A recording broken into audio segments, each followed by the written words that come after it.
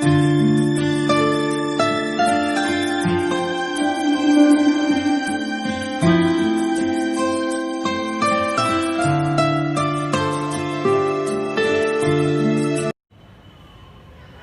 Afternoon बालकों। आज हम कक्षा 7 विषय हिंदी इकाई 3 सच्चा हीरा। सच्चा हीरा एक कहानी है, कहानी लेकर कहानी। परीक्षा में सच्चा हीरा काव्य का प्रकार पूछा जाए तो कहानी लेखन है सच्चा हीरा। हीरा मतलब शब्दार्थ के रूप में जब लेंगे हम तो हीरा नर रत्न या अच्छा व्यक्ति या अच्छा इंसान, हीरा नर रत्न अच्छा व्यक्ति। इस कहानी में व्यक्ति के ज्ञान की बात की गई है। व्यक्ति का अच्छा ज्ञान हो और ज्ञान का सही उपयोग न हो। ज्ञान के साथ साथ व्यक्ति का कर्म अच्छा होना चाहिए। ज्ञान के साथ व्यक्ति का कर्म अच्छा न हो तो उसका जीवन निरर्थक है। यही भाव इस इकाई में प्रकट किया हुआ है। इस कहानी में लेखक ने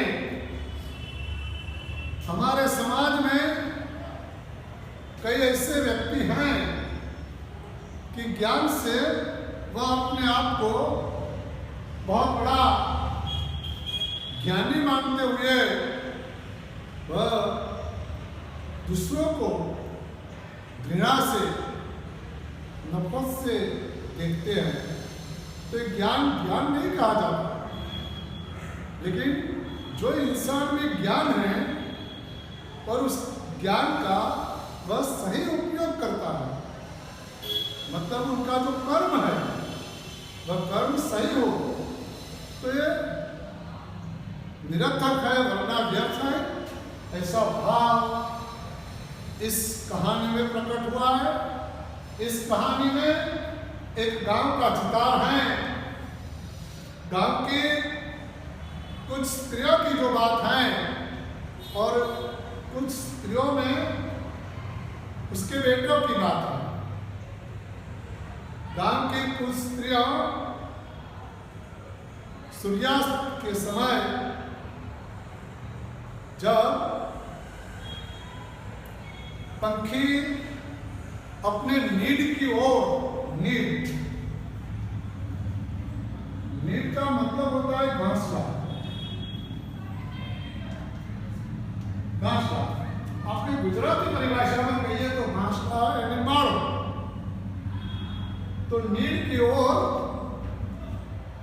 आ रहे थे। पंखी चहचहाने लगे थे। चहचहाना मतलब चहकना, आवाज करना। उस वक्त गांव की कुछ स्त्रियां पानी भरने के लिए कुएं की ओर चल पड़ी। स्त्रियां पानी भरते भरते वह जब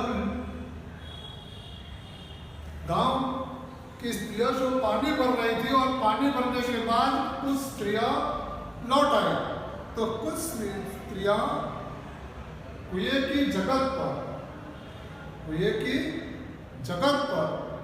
जगत का मतलब होता है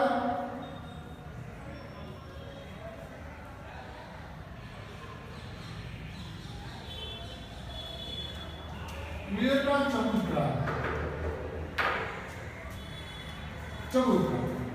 जगत मतलब कुएं का चबूतरा, जो कुएं के चारों ओर जो बहुत बड़ा पल्ला बंधा हुआ है उसको चबूतरा बोला जाता है। प्रिय का चबूतरा उसको जगत बोलते हैं। तो जगत पर बैठ जाती है और बातें करने लगती है। सभी स्त्रियां बातें कर रही थी। इसमें से कई स्त्रियां बात बात में अपने बेटे की बातों में आ गई। जब बेटों की बातों में आ जाती है तब वह स्त्रियां अपने बेटों की बातों में बात करते करते बेटों की ज्ञान की बात आ जाती है। यहाँ पहली स्त्री, दूसरी स्त्री, तीसरी स्त्री और चौथी स्त्री, 4 स्त्रियों कुएं के चबूतरे पर बैठी थी। पहली स्त्री अपने बेटे के ज्ञान के बारे में बताती है। वह कहती है कि उसका बेटा बहुत मधुर गाता है, उसके गीत सुनने के लिए लोग चाव से सुनते, चाव से मतलब प्रबल इच्छा,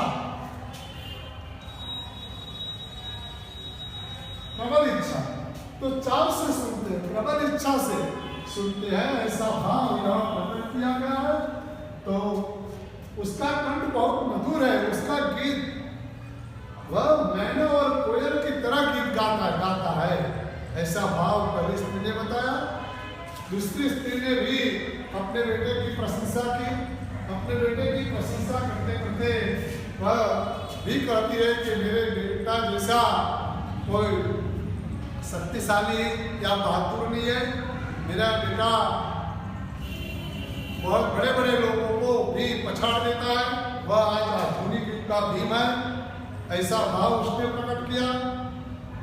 इस तरह देखा जाए तो 4 स्त्रियों में से तीसरी स्त्री भी कैसे चुप बैठती, वह भी अपने बेटे की प्रशंसा करने के लिए कहती है कि मेरा बेटा संस्कृत के श्लोक ऐसे पढ़ते हैं, साक्षात सरस्वती का कंठ है, मतलब उसके कंठ में सरस्वती विराजमान है। वह कहती है कि मेरा बेटा साक्षात बृहस्पति का अवतार है। जो वह पढ़ता है वह तुरंत याद रह जाता है, इसीलिए उसे बृहस्पति का अवतार कहा गया है। और चौथी जो स्त्री थी, ये सभी स्त्रियों की बात सुन रही थी, उसने कुछ नहीं कहा। तो कई स्त्रियों ने उसे बताया कि बहन तुम क्यों नहीं बताती कुछ, तू तो कुछ बोलो। उसने बताया कि मैं क्या बताऊं बहन, मेरा बेटा न तो गंधर्व सा गायक है, न भीम सा बलवान और न बृहस्पति का अवतार, तो मैं क्या बताऊं। ऐसी बात करने के बाद जब 4 स्त्रियां घर की ओर लौट रही थी, उस वक्त बड़ी स्त्री जो पहली स्त्री थी, उसका बेटा आता है। वह गाता हुआ आकर जो स्त्रियां जा रही थी उसके पास से वापस उससे गुजर गया, उसकी माँ की ओर देखा भी नहीं। इसी तरह दूसरी स्त्री का बेटा भी दिखाई दिया, तो दूसरी स्त्री ने कहा कि देखो यही मेरा लाल है, वह देखने में भीम जैसा लगता है, बलवान है, बहादुर है, शक्तिमान है। फिर भी उस बेटे ने भी अपनी माँ की ओर देखा तक नहीं। तीसरी स्त्री का बेटा श्लोक गाते हुए वह भी गुजर गया, माँ की ओर देखा तक नहीं। इतने में चौथी स्त्री का बेटा आता है और चौथी स्त्री का बेटा अपनी माँ को देखकर वह सीधा ही उसकी माँ की ओर आ रहा था। तब चौथी स्त्री ने बताया कि देखो बहन, यही मेरा लाल है, देखने में एक बहुत ही सीधा सादा और सरल स्वभाव का है। बस सीधा ही अपनी माँ के पास आया और माँ के सिर से पानी का भरा हुआ घड़ा उठा लिया। माँ ने कहा कि नहीं बेटा मैं ले जाऊंगी, फिर भी उसके बेटे ने उसकी माँ के सिर से पानी से भरा हुआ घड़ा उठाकर अपने सिर पर रख कर वह बेटा घर पानी अपनी माँ से सिर से लेकर आया। तो बेचारे स्त्रियों के पीछे एक वृद्धा स्त्री आ रही थी। उसने कहा कि देखो बहनों, ये सभी के लड़के आकर चले गए, ये चौथी स्त्री का जो बेटा है वह अपनी माँ का दुख दर्द सहन कर सकता नहीं है। इसीलिए तो कहा गया है कि बहुत सा ज्ञानी हो, लेकिन उसकी प्रकृति में जो ये ज्ञान का कोई भाव न हो तो वह ज्ञान निरर्थक व्यर्थ है, सार्थक नहीं है। और किसी के पास ऐसा ज्ञान न हो, फिर भी किसी के दुख दर्द का एहसास हो, किसी के काम में आ जाए, तो यही सही है। इस बेचारे स्त्रियों के बेटों से हमें भी प्रेरणा मिलती है कि ज्ञान से साथ साथ उसका कर्म जो है, उसके कर्म का बहुत बड़ा महत्व रहता है। यही भाव इस इकाई में बताया गया है। तो छात्रों सभी स्वाध्याय के प्रश्नों के उत्तर भी लिखोगे या लिख लाओगे। आज हम भाषा सज्जता में पढ़ेंगे कि प्रश्न भाषा सज्जता जो है, भाषा सज्जता में हम आगे विशेषण के रूप में पढ़ चुके। व्याकरण की परिभाषा जो है, यहाँ भाषा सज्जता में काल परिचय दिया है। काल परिचय, ये काल परिचय जो है, इसमें मैं तुम्हें पढ़ा रहा हूँ, तो यहाँ जो क्रिया होती है, क्रिया जो होती है, तो क्रिया जो हो रही है, तो यहाँ क्रिया हो रही है ऐसा भाव प्रकट हुआ है। क्रिया हो रही है ऐसा भाव प्रकट हुआ है। दूसरा वाक्य, मोहन बाग में खेलता है। मोहन बाग में खेलता है, खेलता है, पढ़ता है। अगर आप मैं तुम्हें कहोगे महेश पढ़ता है, तो महेश पढ़ता है, तो पढ़ने की क्रिया जो है, तो यहाँ जो क्रिया का काल, क्रिया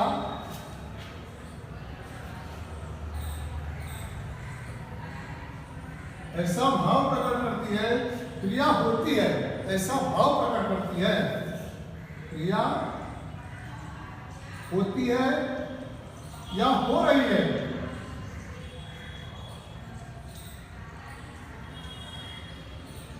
ऐसा भाव प्रकट करता है। तो यह वर्तमान काल कहा जाता है। तो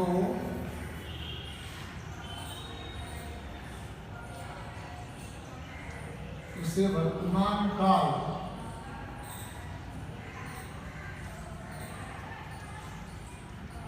कहा जाता है। क्रिया होती है या हो रही है, होती है, हो रही है, ऐसा भाव ये दो वाक्य में प्रकट होता है। भाव प्रकट करता है तो उसे वर्तमान काल कहते हैं, उन्हें इन्हें लिख सकते हैं। तो तीसरा वाक्य जो है, सोहन ने उसे फूल दिया। सोहन ने उसे फूल दिया। जिस तरह यह रहा हूं, खेलता हूं, इसी तरह सोहन ने उसे फूल दिया। मां ने दिया जलाया, जलाया। यह क्रिया हो चुकी है। जो क्रिया हो चुकी है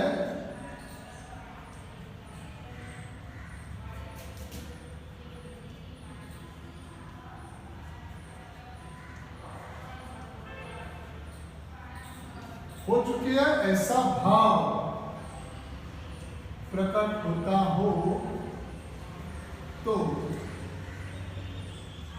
उन्हें भूतकाल कहते हैं। भूतकाल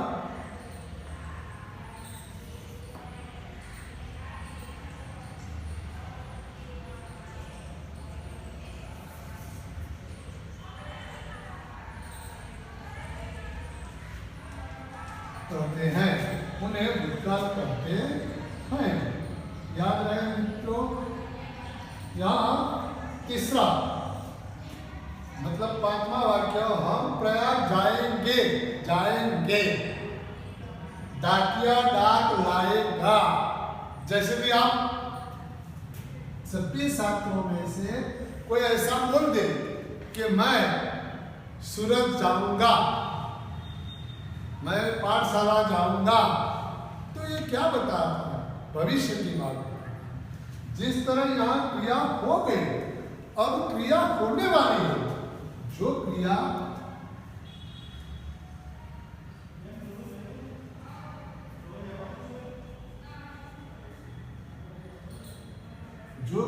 होने वाली हो, ऐसा भाव होने वाली हो, ऐसा भाव प्रकट हो तो उन्हें भविष्य काल कहते हैं। भविष्य काल कहते हैं। याद रहे, छात्रों को बताना चाहता हूं कि जो क्रिया होने वाली है तो काल के परिचय की जो बात आ रही है, तो काल का प्रकार तीन प्रकार है। तीन प्रकार, कितना प्रकार है? तीन प्रकार। इसमें पहला आता है वर्तमान काल, भूतकाल और भविष्य काल। वर्तमान काल जो क्रिया हो रही है उसे वर्तमान काल कहते हैं। भूतकाल जो क्रिया हो चुकी या हो गई उसे हम भूतकाल कहते हैं। और जो क्रिया होने वाली है उसे हम भविष्य काल कहते हैं। तो आज हम इस इकाई में भाषा सचता में काल परिचय देखा। जो उनके वाक्य है, तुम्हें सभी छात्रों को गृह कार्य में लिख के लाना है। स्वाध्याय के प्रश्न के उत्तर भी लिख कर लाना है।